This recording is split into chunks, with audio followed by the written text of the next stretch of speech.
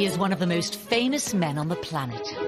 Probably after the Queen, Harry is the second most popular royal act, if you like. He's the member of the royal family that most people would say, I'd like to have a drink with him.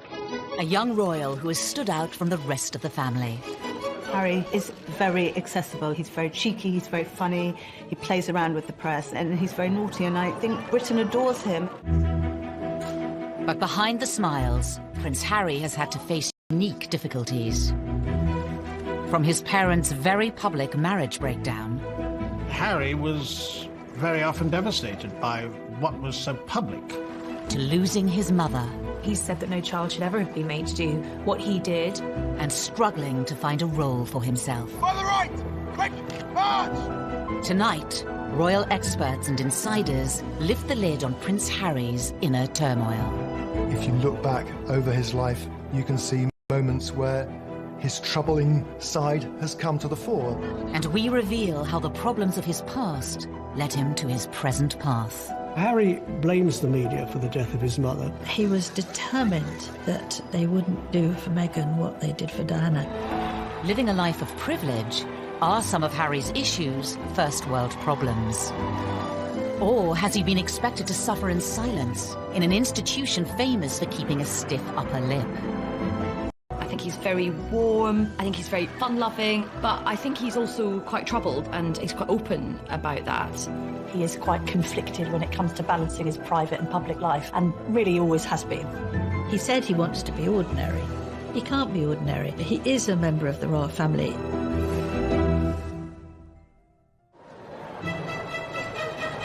The 15th of September, 1984. The nation was at fever pitch for the birth of Prince Charles and Princess Diana's second child. Britain loves the birth of a royal baby. Charles and Diana were hugely popular, and everybody wanted to see whether they were going to have a little girl or a little boy.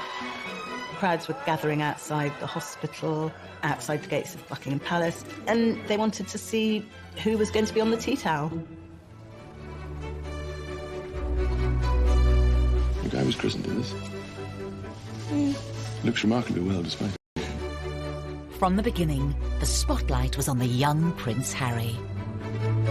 For Diana to have another child in fairly swift succession was, of course, joyous. And then when the child grew up and had ginger hair, and I think even from an early age has been quite cheeky with photographers and seemed to be quite contrasted to William in his temperament, there was, of course, excitement about him. When it comes to dealing with the press, Hung out at the press totally endeared him to the public, because people thought, here is a royal who's not one of the sort of stuffed shirt automatons. Here's a royal who seems to have a lot of personality, even as a little child. Some labelled it as cheeky, some as rude. Most people thought it was delightful. It was quite endearing when he was a young boy, really came to colour the way his views of the press were shaped. Harry's role in the royal family wasn't just a brother for William and another son for Charles and Diana. On paper, Prince Harry's start in life was incredibly privileged, incredibly lucky, but actually in reality, being born as the younger brother of the future King of England is a very difficult position to be born into. Of course, known rather unkindly as the spare. I think being the spare to the heir is a role that inherently has problems attached with it. You know, if you look at the heir, if you look at Prince William, his role has always been defined. What he's going to do has always been clearly outlined. Harry, like spares historically in the royal family, has had to find a role for himself. To some, Prince Harry grew up in the shadow of a brother destined for the throne. He was always less than his brother. The late Queen Mother used to invite Prince William over for tea and talk to him about his future, and not invite Prince Harry. The Queen Mother always made sure that Prince William was seated in a prominent seat next to her, and Harry never was. Diana would take the two boys to Highgrove in Gloucestershire. And on this particular occasion, Diana was driving. I was sat in the front, William and Harry in the back. You know, they clearly got off to a bad start because they were both arguing before we even left. Harry out of nowhere just said, William, you know, one day you'll be king. I won't. It doesn't matter. Therefore, I can do what I like. You can take that comment two ways. It can indicate envy, if you like, that William's got this great future as king, but also there's an element of, I'm free. I'm going to be able to choose my own role in life. While the young princes may have been aware of their unequal positions, their parents were determined to raise them the same way. Diana was very conscious that she wanted the palace to treat the boys equally and to give Harry as many opportunities that were afforded to William. You know, Diana was very fair about how she treated them. There were no favourites, as I saw it. Prince Charles shared Diana's concerns about making sure the boys shared things in their early years, but certainly other more senior members of the family would privately say, well, this is nonsense. I mean, William is the future. All our efforts must go into educating William. It was William who the Queen would invite for lessons in kingship, if you like, when he was at Eton and she was at Windsor Castle. But while Charles and Diana tried hard to keep their sons happy, their own relationship faltered. That with regret, the Prince and Princess of Wales have decided to separate. Harry had many problems that many people in the West have all the time in growing up in a broken home. But his broken home was exposed on a most extraordinary scale. The entire planet tuned in to learn every detail about the Charles and Diana separation and divorce, and inevitably the focus on Harry and William followed. Harry was very often devastated by what was so public. He couldn't understand why his mother would wish to be so public with so much of her life. Harry was always the baby of the family, and whether it was at school or whether at home, every effort was made to shield him from the newspaper headlines and to protect him from his parents, who really, by that stage, were in a pretty bad way. The War of the Waleses saw Charles and Diana's separation and divorce play out on the front pages and to TV audiences of millions. For the children to hear both parents to come on television at separate times, to admit to having affairs and to admit to how happy they both were when these kids were at boarding school. Can you imagine how cringe-making it must have been for them? Highly embarrassing. And I don't think that makes them secure. In later years, Harry would admit his parents' divorce left him feeling like he didn't spend enough time with either of them. I think Harry found it quite difficult kind of being shared between parents and spending some time at Kensington Palace with Princess Diana and then going to Clarence House and then to Highgrove, his father's property in Gloucestershire. In this sense that he didn't really have a permanent home was difficult for him. The divorce was finalised in 1996. A year later came a far bigger blow for the royals, and especially for Harry, at the age of just 12. We have reports from Paris that Diana, Princess of Wales, has been killed in a car accident. Harry really did feel the loss of his mother. Being the youngest, he was, as much as William was close to his mother, he was probably a little bit closer. It's incredibly difficult to lose your mother at such a tender age, especially if you're in the public eye. And I think that Harry's had a unique set of circumstances to cope with.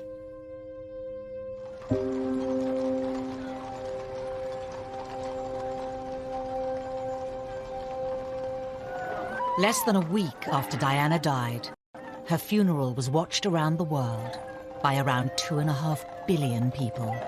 I don't think anyone will ever forget the sight of Harry walking behind his mother's coffin, so small, so young, so grief-stricken.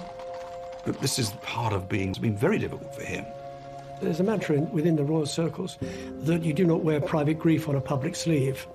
And they were incredibly brave in the way they presented themselves. All around them, people were caterwauling, weeping, wailing, and anybody hearing that would break down. But no, they didn't.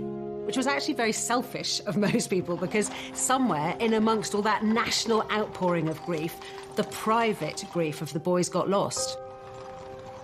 Ever since Diana's death, Harry has been in no doubt about who he blames for the tragedy. I think it was inevitable that Harry blamed the press for the death of his mother. In fact, it was much more grey. There were a lot of photographers outside the Ritz Hotel, but both Diana and Dodi chose to go out that evening. Being part of this family in this role, in this job, every single time I see a camera, every single time I hear a click, every single time I see a flash, it takes me straight back. So in that respect, it's the worst reminder of her life as opposed to the best. For 2 decades, Harry said very little about losing his mother. But in recent years, he has lifted the lid on the emotional turmoil he's been experiencing. He's said that no child should ever have been made to do what he did. The experience of that, the trauma of losing his mother, has culminated in years of personal crises for the prince, something that he's struggled with in adulthood. And I think, having spoken so openly and courageously about the impact that losing his mother had on him, we now do have some understanding on just how much that has shaped him. Harry revealed he had been seeing a mental health professional to help him with his grief. It was a big surprise when Harry came out and said he'd had these mental welfare problems, the fact that he'd sought help, treatment. We learned that it was William who had not forced him, but said, you've really got to get some help here. We also learned that he'd taken up boxing to try and control his aggression, and the aggression was a consequence of his mourning, and he was still dealing with his grief over his mother's death. But it would take nearly 2 decades for Harry to seek help. In the years after Diana's death, the young prince would deal with his troubles in a very different way. The sadness and the grief would make him behave in a very inappropriate way. He had problems with excessive drinking and also problems with drugs.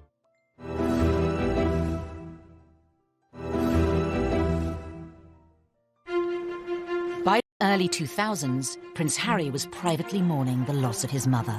Prince Harry told me that for years he buried his head in the sand, and he did this from quite an early age. But in public, he was gaining a reputation. The party prince, the playboy prince, the hard-drinking prince. The first time I ever met Prince Harry, he was at a nightclub. It was the year of his A-levels. He was meant to be at home revising, and he was at the Kensington Roof Gardens, knocking back vodka shots, smoking Marlboro Lights, surrounded by a group of gorgeous blondes. That was Prince Harry. Harry's wilder side had emerged even before reaching his A-levels. A newspaper had been passed details about Harry drinking, being involved in lock-ins in local pubs, and smoking cannabis on occasions too. You can really understand how a lonely, privileged, unhappy prince would end up drinking and smoking and taking cannabis to fill those hours and to hang out with people who he thought really liked or even loved him. 16-year-old Harry was made to visit a drug rehabilitation clinic by Prince Charles to educate him on what could happen if he didn't change his ways. But just a few years later, it wasn't country pubs Harry was visiting. There had been a series of photographs of Prince Harry falling out of nightclubs late at night with various girls and all the rest of it. He was clearly in party mode. In 2004, Harry had an altercation with a photographer while leaving a West End nightclub. There are two sides to that story. On one hand, the photographer saying that Harry lunged at him, possibly after a few beers, and the palace saying that the photographer had knocked him with his camera.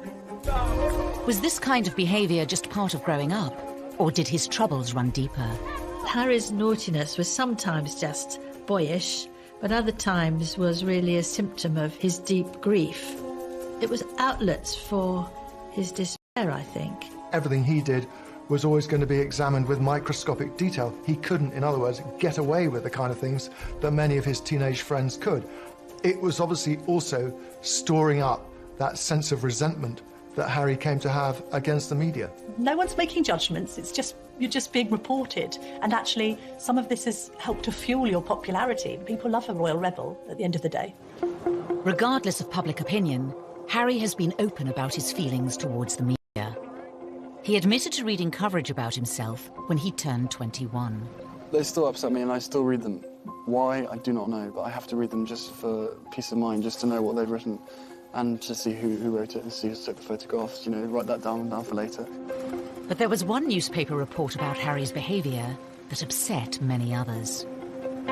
In 2005, while attending a costume party, Harry wore a swastika armband. That was an episode that happened when he was fully protected by the royal machine, and yet it still happened. It was a gradually, sir, this is a really bad decision. Don't wear the Nazi costume. I thought it was actually quite unfair at the time, and I still think it was quite unfair. It was clearly not a political statement. It was clearly a stupid teenager doing a very stupid thing, thinking it was funny. Harry apologised for it. He said it was something that he regretted. It happened on the eve of him joining Sandhurst. The Royal Military Academy, Sandhurst. In May 2005, Harry spent nearly a year here, training to be an officer cadet in the army. Something he'd wanted for a long time. One of the things that we saw very much with Harry growing up was the fact that he absolutely adored the military. I remember him as a 5-year-old strutting up and down the road at Kensington Palace in army fatigues. Harry excelled in his training and was commissioned as an army officer in April 2006. I think Harry found purpose in the army. I think he found safety in the army, ironically, because of course it wasn't safe, but I think he found emotional safety in the army. The army allowed Harry to feel normal. That's what he wanted. It's completely normal. It's as normal as it's going to get. I'm one of the guys. I don't get treated any differently. Even though Harry felt normal in the army, the rest of the world couldn't forget he was a royal. And that brought problems. When he was told he couldn't serve on the front line, he was absolutely furious and wanted to be treated like any other soldier. I have decided today that Prince Harry will not deploy as a troop leader with his squadron. There was a U-turn on a decision to deploy Harry to Iraq in 2007 over safety fears. I joined the army unless I thought I was going to. Simple as that. If they said no, you can't go front line, then I wouldn't drag my sorry ass through Sandhurst, and I wouldn't be where I am now, because the last thing I want to do is have my soldiers sent away to Iraq or wherever like that, and for me to be held back home, twiddling my thumbs, thinking, well, what about David? What about Derek? At that time, everyone else was going to Iraq, and he felt he should too, and it was enormously frustrating for him. Eventually, Harry was allowed to serve in combat zones. In 2008, it was revealed that he had been deployed to Afghanistan. The day he flew out, he was ecstatic, really. He said that being in theatre in Afghanistan, you know, something that most people would find frankly terrifying, was as normal as he was ever going to get, and he loved it for that reason. But his time on active duty was short-lived. A media blackout was imposed on Harry's posting for his protection until an Australian magazine revealed where he was, and he was forced to leave. He'd had his opportunity in Afghanistan cut short. He could see which way the wind was blowing. It was unlikely he'd get another retraining to become a very competent Apache helicopter pilot, and this allowed him to have a second bite at the cherry and to go back out there. On his second deployment, the media were allowed much more access to Harry. Not that he was happy about it. And so what do you think the public perception of Harry is? I don't know, it fluctuates. It depends on what the media want to write, I suppose. I mean, you know, I'm out here doing a job and I really enjoy it. I never wanted you guys to be out, but there was an agreement made to invite you out on the deal that the media didn't speculate before my deployment. That's the only reason you guys are out here. Harry may not have wanted the cameras there, but it did give the world a chance to see him in his element. If you speak to anybody in the military, they will always say he was absolutely fantastic. Being dragged away from my guys, I think it was all done, it wasn't done in the wrong way, but it was just...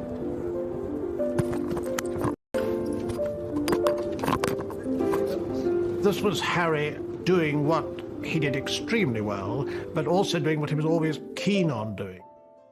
In January 2013, Harry returned to the UK after a successful deployment, but there were questions over what was next for him. Because of who he was, it was no longer possible for him to pursue that career. And then what happens? He's left really without a job, without a purpose. He was doing something he felt comfortable with. The army, and anybody who has made a career in the army will tell you military is family, and he felt at home. There was camaraderie. And by the time he got out, he was a little bit lost because he really didn't know what to do, and that winds back to the spare. There is no defined role for that spare. Because he certainly wouldn't contemplate an army desk job. He's not the type of person who would fit in to that, and therefore there was a huge question mark, what would he do next?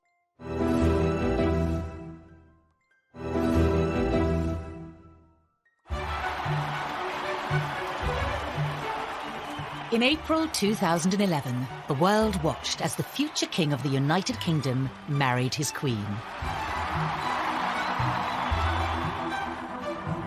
Best man Prince Harry was by his brother's side as William officially settled down. Roger, if you can call 20 seconds and I request And as low as possible. But in between his army tours, was Harry ready for the same thing?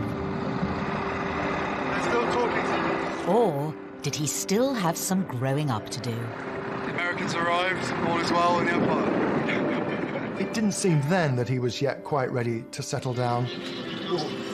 Oh, there it is. Yes, Harry was a prince, but he was... 2012 was, of course, Harry let loose in Las Vegas. In a Las Vegas hotel, however, it is most unwise to play strip pool. According to the advertisement, what goes on here stays here. In Harry's case, it certainly didn't. Once again, Harry was front-page news for all the wrong reasons. For some, it was Harry the lovable rogue. The tabloids ran the images of him basically stark naked, covering his crown jewels, I think. There was no wrongdoing there. It was a bit of harmless fun. And what's been interesting about Harry is actually quite a few of these episodes have endeared him to the public even more. But Harry was still struggling to reconcile the role he had been given at birth and the man he was becoming. Probably let myself down, let my family down, let other people down, but at the end of the day, you know, I was in a private area and there should be a certain amount of privacy that one should expect. But, you know, it was probably a classic example of me probably being too much on me and not enough Prince, is a simple case of that. After Harry's second tour of Afghanistan, he found a way to combine being a prince with his passion for the military. Your stories move, inspire and humble us. You prove that anything is possible if you have the will. Welcome to the Games. Welcome to Invictus. He founded the Invictus Games, helping disabled and wounded men and women from the services. Invictus was also a way for Harry to address his own troubles, as Angela Levin discovered when she interviewed the prince. I said, well, my first question, Your Highness, is that I've seen you on so many occasions with people who are damaged, with young teenagers, ex-servicemen and women, and you are completely brilliant with them. You know what to say and the way to say it. And I wondered whether you were using these occasions to also help yourself with your own mental health issues. Absolute silence, and I thought, help, I'm going to be thrown out. Seemed like ages, and then he said, that's a really big question. Silence. And he said, you're right, of course.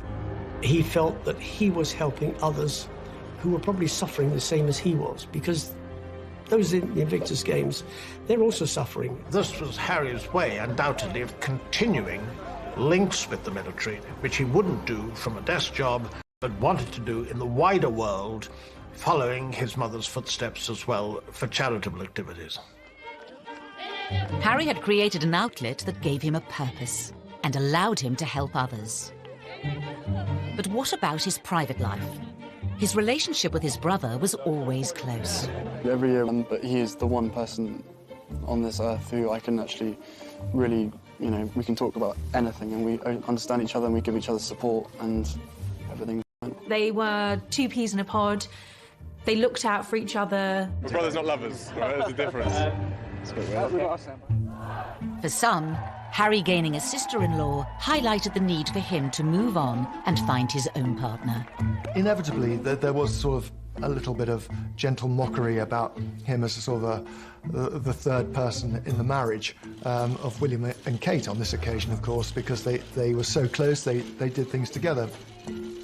There's an awkwardness to that scenario, a couple trying to carve their own path as newlyweds, and then a prince who's got a great deal to offer, and which takes precedence and who's more popular when it comes to the press, and how does that work in tandem? So I think there was always friction in that regard with the three of them.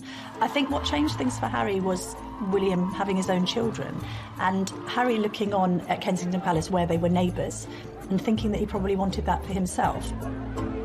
It's fantastic to have another addition to the family. I only hope my brother knows how expensive my babysitting charges are. It was always inevitable that Harry was going to want to live his own life. Put some effort in. It's the wizard, never the wand. But for Harry, finding a princess of his own would prove difficult. The first love, Chelsea Davy, the girl that he met in South Africa, fell head over heels in love with. She had 8 years to look into the goldfish bowl of royalty and to realise absolutely this wasn't the life for her. He lost Chelsea because she didn't like to be in the spotlight. Harry was disappointed, but he was very much younger, and this was probably his first love, and probably a love that was not going to go anywhere. That was swiftly followed by a relationship with Cressida Bonus, who was a budding actress. And she too didn't like the idea of media intrusion. Media's got a knack of destroying relationships, and she didn't like media intrusion and really did want to pursue her acting career, and she walked away. For years, Harry was troubled by his position and the scrutiny that came with it, which would scare women away. It's quite sad when he's one of the world's most eligible bachelors, and at the same time not seeming to be able to find somebody who'll take on the job of being in the public eye. There is this sense that they loved him but didn't love the idea of being royal. Then Meghan Markle entered Harry's life, offering him a genuine chance at happiness. 2017, at the Invictus Games in Toronto. Meghan was different in many ways. She had a degree of fame and had lived through that herself.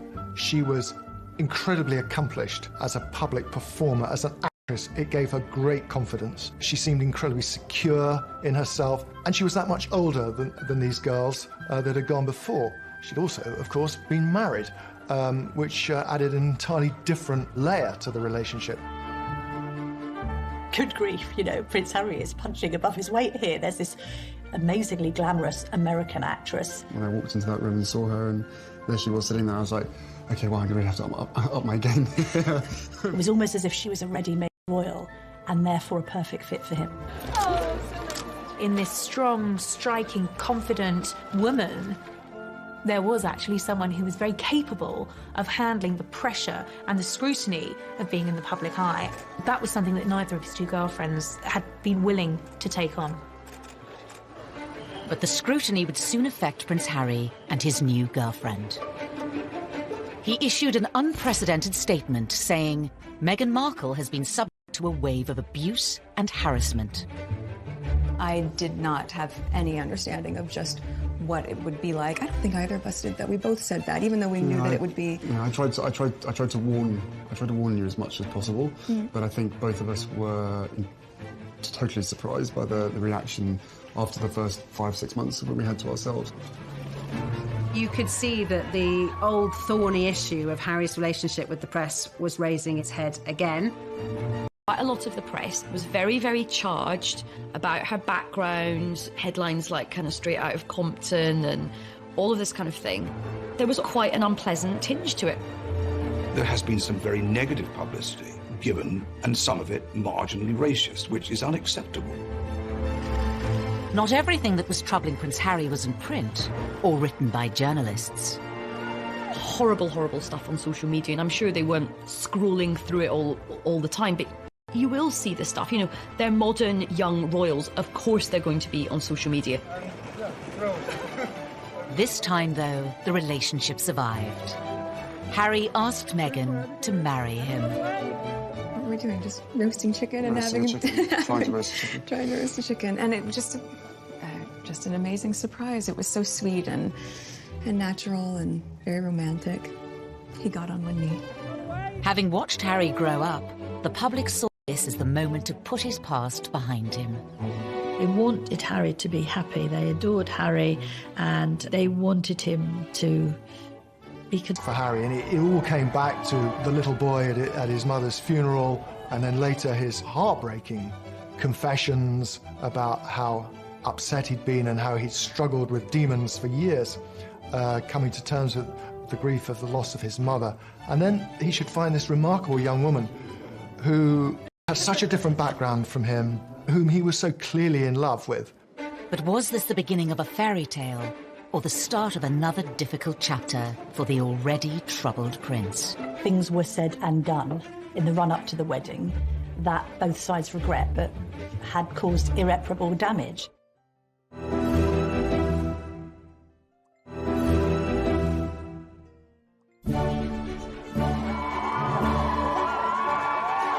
On the 17th of May 2018, all eyes were on St George's Chapel in Windsor.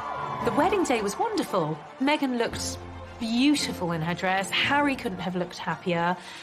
The ceremony itself was so vibrant, it was so new, it was so different, it was so unique to the two of them. And I think it was the start of something very, very happy and very, very special. Nobody can deny that the wedding day itself was sparkling. It was magic. It was like Disneyland. But not long after, Harry was once again facing familiar troubles with the press. The wheels started to come off amid suggestions that the couple had been a bit difficult over the planning of the wedding and that demands were being made that perhaps weren't quite in proportion with their place in the royal pecking order. He said before the wedding what Meghan wants, Meghan gets, and I think he defers to her a great deal. She's a very confident, articulate woman who's done very well for herself, but I think she has no idea of the sense of duty, which is understandable because she's never been a member of the royal family, but she won't be confined by protocol. The level of perceived criticism against Meghan is something many say has had a profound effect on Harry. He saw echoes of what had happened with his own mother and thought, I'm going to speak out about it. And I know a lot of the press were very, very angry about this. Lots of people were saying, how dare he have the temerity to break this code, that you would never, ever complain. But unlike other members of his family, Harry has not always observed the royal code of silence. After the birth of his and Meghan's son, Archie, he became even more defiant. I will always protect my family, and now I have a family to protect. Everything that she went through and what happened to her is incredibly raw every single day. And if anybody else knew what I knew, be it a father, be it a husband, be it anyone, you'd probably be doing exactly what I'm doing as well. I think Harry fears that there will be parallels between his own relationship and that of his mother, and he's very keen to protect Meghan and Archie. I mean, I have the two best guys in the world, so I'm really happy. Harry is so protective of Meghan because of his mother and this idea that he doesn't want any other woman in his life going through what Diana went through. The trouble is with that is he has rewritten history somewhat, because although there was undoubtedly a hounding of Diana, there was also a manipulation of the press.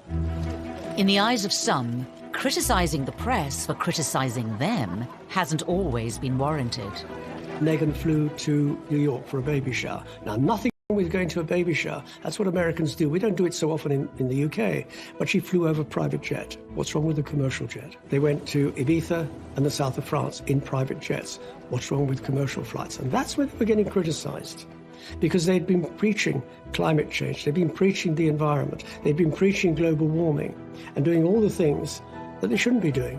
Everybody deserves a critical word written about them. Nobody should be above reproach. The press accused them of hypocrisy, and there's no question also that they weren't, it seemed, listening to advice or paying much attention to precedent. All of this made the atmosphere very unhappy. While the press levelled criticism in public, behind palace walls, Harry was allegedly facing troubles of a much more private nature.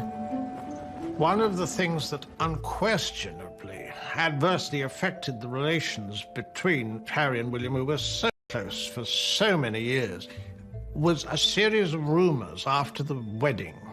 William expressed doubts to Harry as to whether or not he was too quick in being engaged to Meghan. There was a brotherly discussion, which I think was voiced out of concern from William, but was misinterpreted as a lack of support. Things were said and done in the run-up to the wedding that both sides regret, but had caused irreparable damage. Was Harry losing the one person he could trust? The brother he was so close to throughout the troubles of his childhood? There are also clearly unresolved issues and a distance between the two brothers that has never been there before. In 2019, the brothers split their royal households. And later in the year, Harry even addressed the rumours of a rift. Inevitably, stuff happens, but look, we're brothers, we're You know, we don't see each other as much as we used to because we're so busy. But you know, I love him dearly, and you know, the majority of the stuff is the majority of stuff is created out of nothing. But you know, it's just, as I said, as brothers, you know, you have good days, you have bad days. The writing was on the wall. It was, in effect, a declaration of independence. The Duke and Duchess of Sussex have announced that they are carving out what they call a new role for themselves. They intend to step back as senior members of the royal family and work to become financially independent.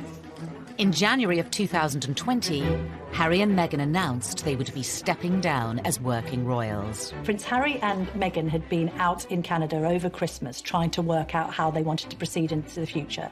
I think Meghan and Harry decided to step down as working royals because they felt that they were being constrained by the palace system. Once Meghan and I were married, we were excited, we were hopeful, and we were here to serve. For those reasons, it brings me great sadness that it has come to this. This is unprecedented. It is an abdication in all but name. It's pretty seismic for the House of Windsor. There was a sense of being hurried about it, and I don't think the Queen, for one, was quite ready for it to come out as it did. After negotiations with the Queen, it was decided Harry and Meghan would lose the title Royal Highness. They would no longer receive royal funds. The official departure date was set for the end of March. But it seemed Prince Harry was keen for the new chapter of his life to begin. Before giving a speech in Edinburgh, Aisha Hazarika was the first person to introduce the new, titleless Harry to the world. I met him, and what happened was I was going into the room and I was very unsure about what to call him. I mean, his advisor just said, look, just call him Harry. Just call him Harry. And he's made it clear that we are all just to call him Harry. So, ladies and gentlemen, please give a big, warm Scottish welcome to Harry. I turned him from a prince into a commoner. I have that effect on people. But it was actually very fitting because this was him ending one period of his life and beginning a new period. Harry and Meghan's final royal engagement was in early March, and for some it seemed the prince's troubles were still on display. To use common parlance, the Commonwealth Day service was #AUKS. There was quite a lot of tension there. There was some interesting body language with both of the brothers studiously examining their programmes and not really talking at all. Meanwhile, Meghan's there with a megawatt smile, trying to make the best of things. The lack of warmth between them was, well, yeah, I mean, from... The couple planned to split their time between Canada and the UK. Whether it will solve Harry's troubles remains unclear. We will see whether or not that brings the contentment and the peace that they're seeking. He knows in his heart what he wants to be. He said he wants to be ordinary to me. He can't be ordinary. He is a member of the royal family. Wherever he goes, he will be known as a member of the royal family. It's still unclear how the couple's new life, away from palaces and courtiers, will pan out. The Queen has made it very clear that she would always welcome him back, and the arrangements where they have to drop the titles and not receive the sovereign grant and all these restrictions are only for a year, and after that it's going to be looked at again. So they're really under the watchful eye of the royal family for the first year, which they probably don't like at all. The future for Harry and Meghan poses many questions. Will they be free to speak their mind? Recently, Harry was caught off guard by Russian comedians in a prank phone call in which he spoke candidly, unaware it was a hoax. I don't mind saying this to you guys. I think the mere fact that Donald Trump is pushing the coal industry so big in America, he has blood on his hands, because the effect that has on the climate and on the island nations far, far away, again, out of sight, out of mind. I think he's definitely going to be off the leash. I mean, I don't get the impression he's going to be sort of gratuitously, confessing all, but there will come a point where I think the lid will get lifted on this whole saga. Despite his popularity with the British public, Harry has long been a troubled prince. Will his dramatic break from the royal family finally allow him the freedom to start a new life and leave his troubles behind? Maybe it'll work for them. Maybe he'll be a much more relaxed and a happier man. They will be missed in the UK, and I just hope they find themselves and they are equally as successful as they have been. There is a great sense of loss, that this is Britain's loss, this is the royal family's loss at the end of the day, and it's North America's gain.